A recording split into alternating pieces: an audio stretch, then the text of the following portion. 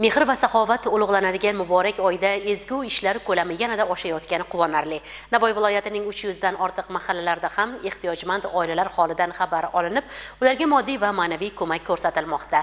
Ramazon munosabati bilan amalga oshirilayotgan xayriya tadbirlari minglab xonadonlarga quvonch ulashyapti. Nurota tumanida amalga oshirilayotgan ana shunday ezgu tashabbuslar haqida muxbirimiz lavhasida tanishamiz. Nurota mamlakatimizda ziyorat sayyohligining jozibador manzillaridan biri. Navoiy viloyatiga yo'li tushgan mehmon borki, albatta Nurota chashmasini ziyorat qilishni niyat etadi.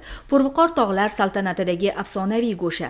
Aslida shahar nomi arab, fors, tojik tillarida nur va ato so'zlaridan tashkil topgan bo'lib, yorug'lik, ro'shnolik taratadigan, nur ato etadigan joy ma'nosini bildiradi. Muqaddas oyda bu manzilda yanada fusunkorlik aks etdi. Boisi har yilgidanda o'zgacha shukuh, quvonch, mehr oqibat ayyomi sifatida nishonlanayotgan muborak ayyomda hech kim e'tibordan chetda qolmayapti.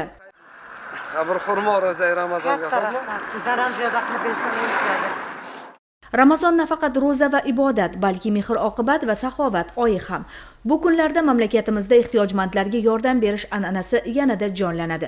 Nurota tumanida ham kam ta'minlangan ijtimoiy himoyaga muhtoj oilalar holidan xabar olinib, ehtiyojmandlarga har tomonlama ko'mak berilmoqda.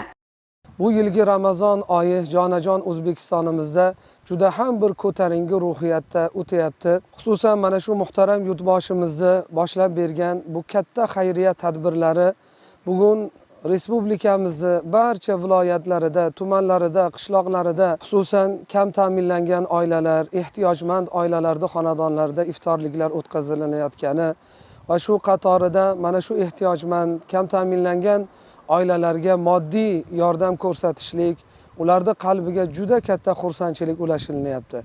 Navoiy viloyatimizda Ramazon oyida 644 ta xonadonda homiylarni jalb qilgan holatda mana shunday iftorliklar o'tkazilishligi tashkillashtirilgan.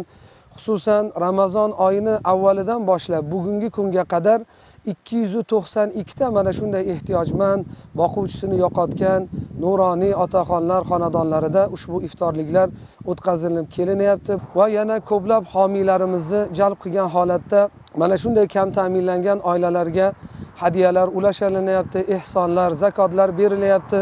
Xususan bizni Navoiy viloyatimizning imomlarini tashabbusi bilan haftasida 405 ta xonadonga homiylarni jalb qilgan holatda mana shunday ehson tadbirlari ulashilinyapti. Yurtimizda olib borilayotgan islohotlarning eng asosiy maqsadi insonni ulug'lash, uni qadrini yuksaklarga ko'tarish ekanligini guvohi bo'lib turibmiz.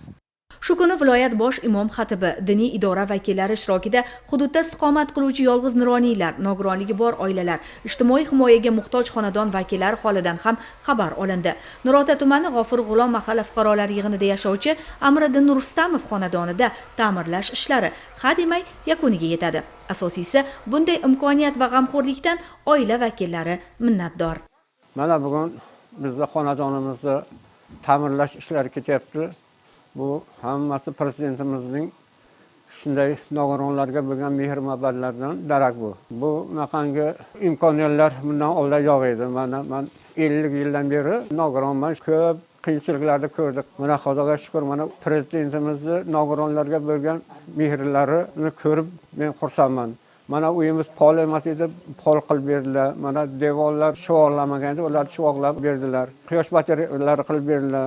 Hammasi zamonaviy eshiklar bo'ldi. Men benihoyatda xursandman. Kecha kunduz prezidentimizni duo qilamiz. Eshonsudur mahallasida yashovchi Roziya Hamroqulova 70 yoshni qarshilagan. Farzandining nogironligi ancha quvvatini, halovatini olgan bo'lsa-da, davlat rahbarining g'amxo'rligi, yaxshi insonlar ko'magi qalbiga taskin beradi. Asosiysi bu mamlakatda hech kim o'z muammosi bilan yolg'iz emasligiga shukrona aytadi. Muborak Ramazon oyida qilingan g'amxo'rliklar bizlarga yetib keldi. Iftorlar qilib berildi bizlarga. Shunday yurtboshimiz bor ekan, hech kim ehtiyojmand bo'lmaydi, hammaga g'amxo'rlik qilyaptilar. Shu ishlar uchun rahmat. Prezidentimizning ham umrlari uzoq bo'lsin. Bizlar faqat duoda yurtga tinchlik, sog'lik tilaymiz. Ramazon ezgulik, saxovat va mehr oqibat oyi munosabati bilan Nurota tumani Ibn Sino mahalla fuqarolar yig'inida istiqomat qiluvchi yolg'iz ona Istat Jiyanova uyida iftorlik dasturxoni yozildi. Shu yil men oyog'imda operatsiya bo'ldi, sinovli yil keldi. Shuni davlat tomonidan menga yordam berib operatsiya qildilar. Barchasi bepul ta'minlab berdilar. Bu men uchun katta g'amxo'rlik bo'ldi. Bugun Ramazon muborak oyida bizlarni xonadonimizga iftorlik dasturxoni yozildi. Qalbimiz quvonchga to'ldi. Bizga shunday sharoitlar yaratib bergan prezidentimizga rahmat. Davlatimiz rahbari tomonidan tashkil etilgan ushbu xayrli tashabbus mohi Ramazonning baraka va saxovatga to'la ruhini yanada yuksaltirib, insoniy qadriyatlarning amaldagi ifodasi bo'lmoqda.